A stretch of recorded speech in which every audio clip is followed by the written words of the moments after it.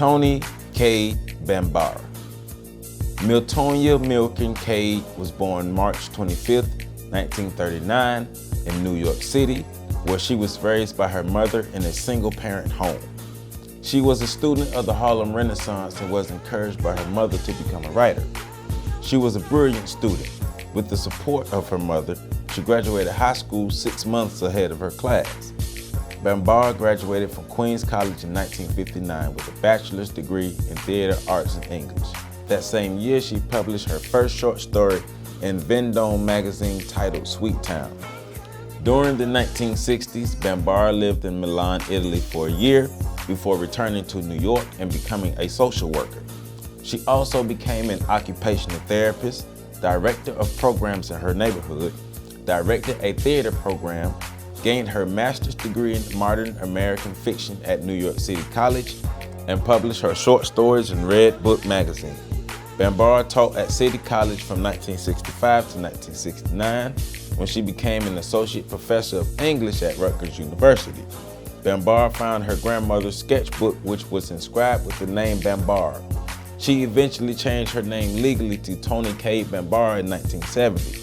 Later that year, Bambara published her first book, The Black Woman, an anthology, which profiled Black women and their issues with racism in America. In 1971, she published her second book, Tales and Stories for Black Folks. In 1972, she published her collection of short stories titled Gorilla My Love.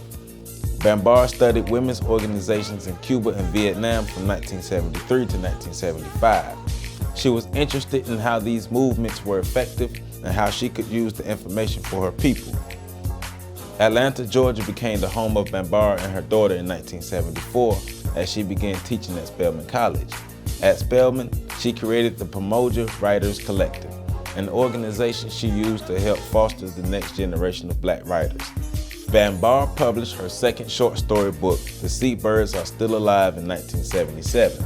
In 1980, she published her award-winning book, The Salt Eaters. In 1981, Bambara was awarded a National Endowment for the Arts Literature grant because of her excellent publications. She would write and narrate the script for the documentary, The Bombing of Usage Avenue, in 1986.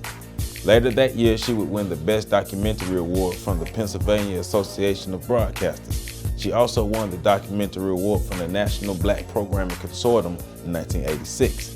Bambara moved to Philadelphia with her daughter in 1987. While living in Philadelphia, she published 2 novels and wrote 9 screenplays. She was diagnosed with colon cancer in 1993 and eventually succumbed to cancer in 1995. Bambara used her voice to shed light on the plight and injustices Black people were facing in America. She used her platform to display the African American with dignity, intelligence, honor, and creativity.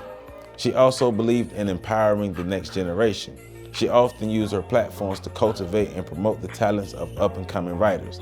She understood that it was her duty to become an example of excellence for her people. Miss Toni Cade Bambara, we proudly stand on your shoulders. For more information, please visit www.ontheshoulders1.com.